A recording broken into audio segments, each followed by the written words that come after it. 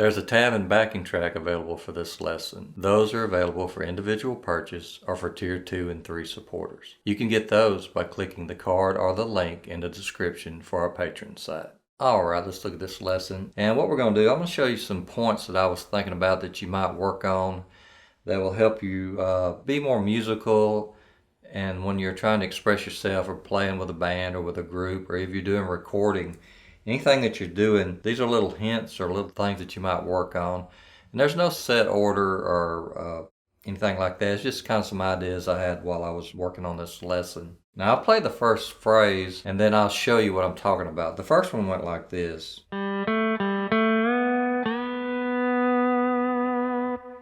Okay, so two things here on this one is that when you're playing musical ideas on your steel, try to think about maybe not ending on the note that the chord is. In other words, in this instance, we're in the key of G, so G is the root. Now I start on a G, but I actually end on a B note, which is the third of the chord. If you're playing a G chord, that would be the third. That adds a sense of not necessarily, it's not resolving. It's kind of like it creates musical interest. So that's one of the ideas that I had that you might work on. The second one was something that Lord Green does, and it's really effective. It's taking that last note and playing it again, but on a different string. And what this does, it's like if you have just a little bit of time left in the phrase or in the measure, you can take that note again and reinforce that idea of that phrase. And now what you're doing here too is you're learning your fretboard. Those notes are all up and down the fretboard and you need to learn that. So let's look at the first lick. We're in the key of G, and I guess I'll go ahead and say, and there's actually another idea here too, is that you're not always playing out the same positions. You're looking around, trying to come up with some different ideas. So this one, we're actually starting on the first fret. Now we know G is at the third, but we're going to start it on our first fret. We're going to play 7, 6, 7 again, 6 again. And when you play it that time, you slide it to the third fret. So it's 7, 6, 7, 6 at the first, then slide it to the third fret. Now we're going to reinforce that last note. We hit our 7th string here at the third and immediately slide it to the 5th fret.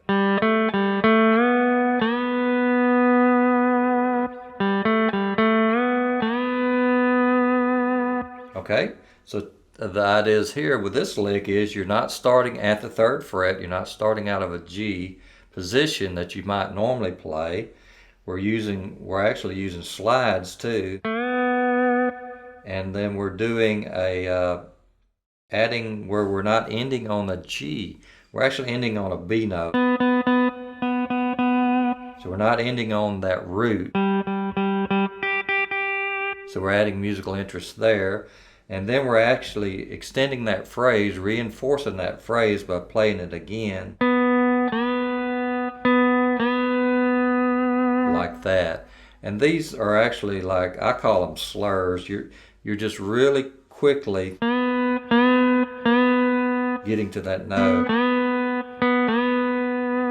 Okay? It's just a technique you have to work on. Now the next one I did was this.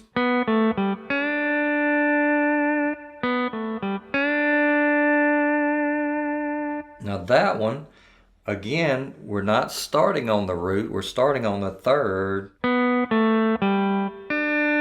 And then we're ending on the 5th. So we're starting on a B note and ending on a D note. And another thing we're doing here, we're doing a slur, or we're approaching that last note 1 fret behind.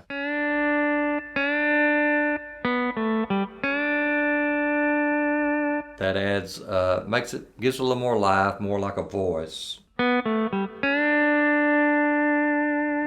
Okay, and another thing here that you can work on is on the last note that you play, you can work on your vibrato with your bar.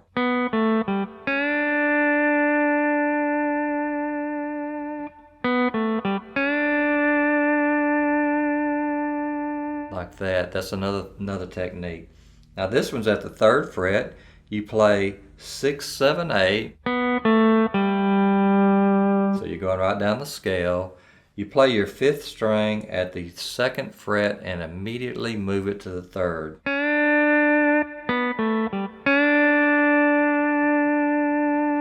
Okay, so here the techniques that we're working on or looking at is we're not starting on the G note. We're starting actually on the 3rd, the B. Come down the scale. And then we do a slur, which we're approaching that last note 1 fret below. And then we're working on our vibrato too.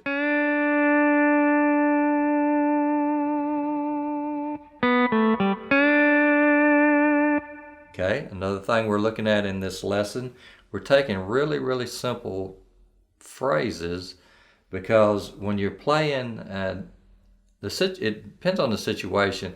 Like if you're playing for other musicians or for other steel players, you might burn it up and put 1,500 licks in there. But if you're backing a singer, you're trying to compliment the singer. If you're doing a session, which I've done session work, you're trying to add to the overall project. It's not a steel solo.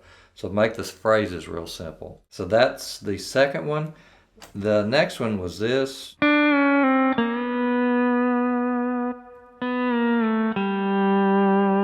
That's the 3rd and 4th one. Okay, now the idea here is we're doing licks at the 5th fret.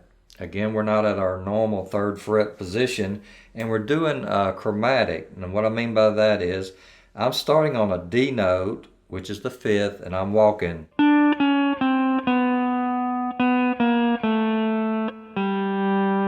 I'm playing every note between D down to an A.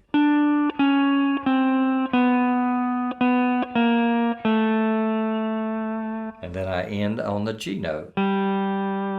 So, and this thought is that you work in chromatics. It depends on where you end at. In this instance, to give it the resolve, I do want to end on that G. But I'm actually starting on the 5th of the scale. I'm starting at D, D flat, C, B, B flat, A. I'm doing all those notes and then ending on G. So let's look at it. Let's go to our 5th fret. Play your 6th string with your B pedal down.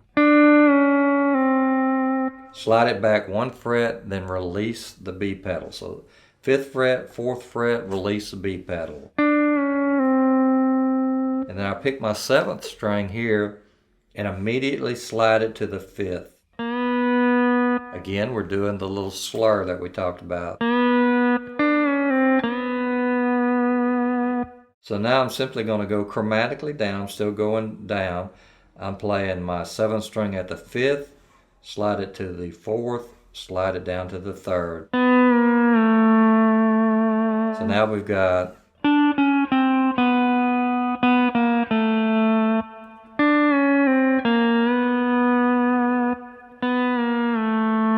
and I'm going to resolve it here at the 3rd fret on my 8th string. Okay, so that's the ones I have here at the around the 3rd fret, or this end of the guitar. Now let's go to another position that we can play out of. We can go to our 8th fret, which we normally think of that as our 4 position out of G, or it's C, no bar position.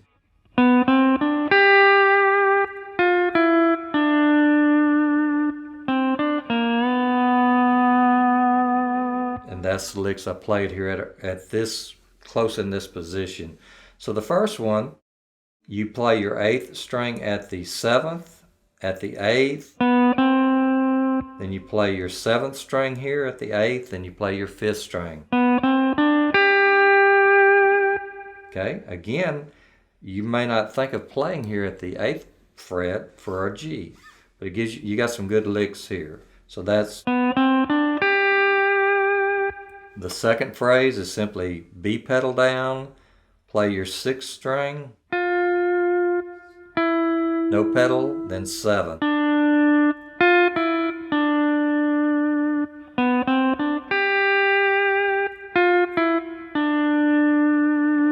Okay, the last one, you play 8, 7, play your 8th string at the 6th fret and immediately slide it to the 7th fret.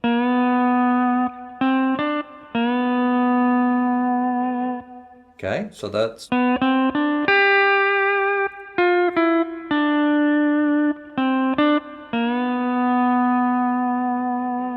now if you wanted to resolve that, you could take that last note, which actually ended on a B note, which was the 3rd again of G. You could take that and slide it down to your 3rd fret. You could do that too and make another lick out of this. Okay, so now we've had licks around the 3rd fret, actually starting on the 1st. And here, the concept we're looking at is simply not playing out of our normal no pedals position. Okay, the last one that I did, I'm actually playing with the pedals down position. I'm at my 10th fret. And I'm starting with a slide approaching the tone 1 fret below.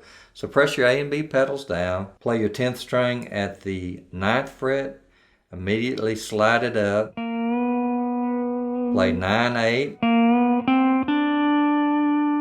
hit your 6th string. Now you can approach that 1 fret below.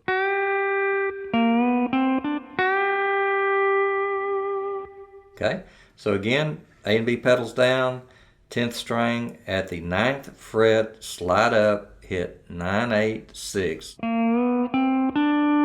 Hit your 6th string at the 9th fret, immediately slide it to the 10th. Okay, then it goes, pedals still down, you can just leave them down. I pick 9, 8, 6, 8. Okay, now this 8th note, again, we're thinking a little different. That's not your root, that's actually the 5th, that's a D note. You're ending this G lick on the 5th.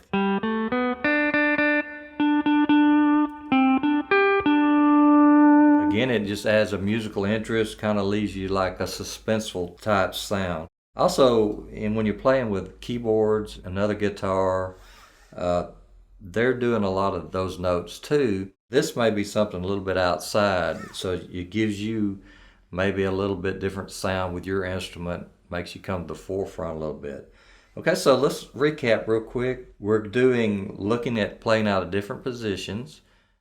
In other words, we're out of G, all these licks are out of the key of G, but we're playing licks at the 1st fret, we're playing licks at the 5th fret, we're playing licks at the 8th fret, we're playing licks at the 10th fret. We can look at approaching our notes either 1/2 step below, like if, let's say our 8th string, I could play it at the 2nd and then go to the 3rd. I can also approach it a lot of times. You can approach those notes 2 frets above. Adds interest to your playing. Work on your vibrato, like on the last note you play.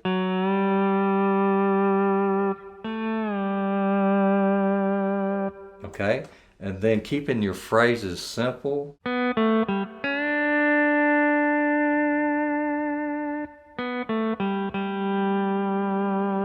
Okay, then we talked about a technique that Lord Green uses. Taking that last note and then getting it on a different string. What you're doing too is, if you want to think about it also, is that you're playing on a different gauge. In other words, like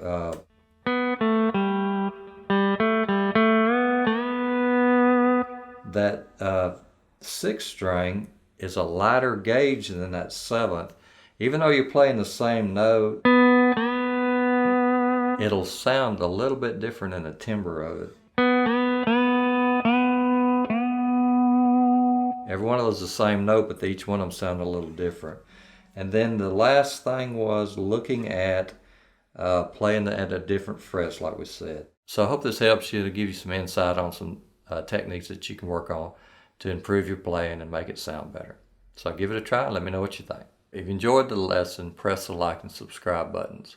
You can also support the channel by hitting the join button below. We want to thank our supporters on YouTube and Patreon, especially our Tier 3 supporters: Jim M. Medlock, William, Philip, Webster, and Arthur. So thanks again and keep picking.